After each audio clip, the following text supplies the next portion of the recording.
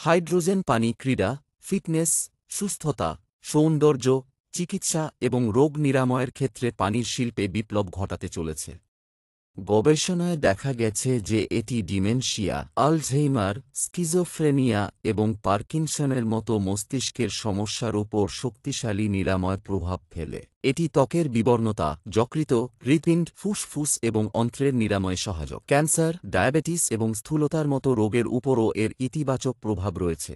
যখন আপনি ভাবেন রোগ এবং বার্ধক্যের মূল কারণ হল অক্সিডেটিভ স্ট্রেস, তাই হাইড্রোজেনের শরীরের উপর সম্ভাব্য প্রভাব নিয়ে কথা বললে প্রশ্ন হল এটি কি সাহায্য করতে পারে না। টেলোমিয়ার দৈর্ঘ্য এবং ডিএনএ মেরামতের উপর এর প্রভাবের কারণে হাইড্রোজেন বয়স উল্টাতে পারে। তাহলে হাইড্রোজেনকে অন্য অ্যান্টিঅক্সিডেন্ট থেকে আলাদা করে কি? প্রথমত, এর ক্ষুদ্র আকার।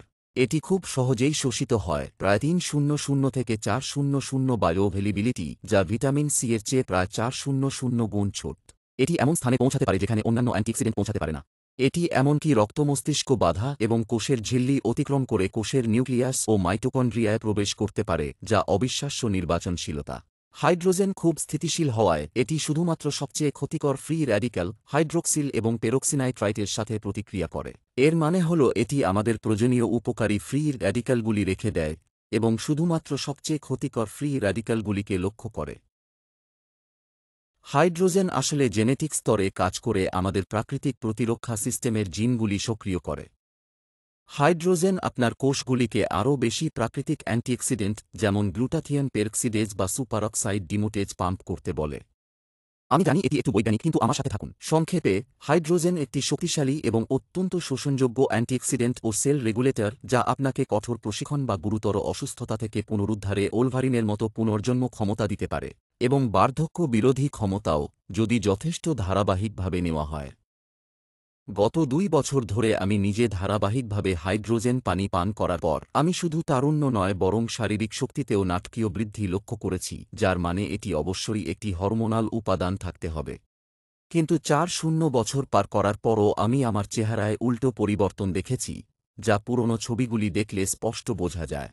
আমি জানি আমার অন্যান্য স্বাস্থ্যকর অভ্যাসের পাশাপাশি হাইড্রোজেন একটি বড় ভূমিকা পালন করে, বিশেষ করে এর সর্বত্র পৌঁছানোর ক্ষমতা এবং অ্যান্টিঅক্সিডেন্ট গুণাবলীর জন্য। তাহলে আমরা কিভাবে হাইড্রোজেন পাই?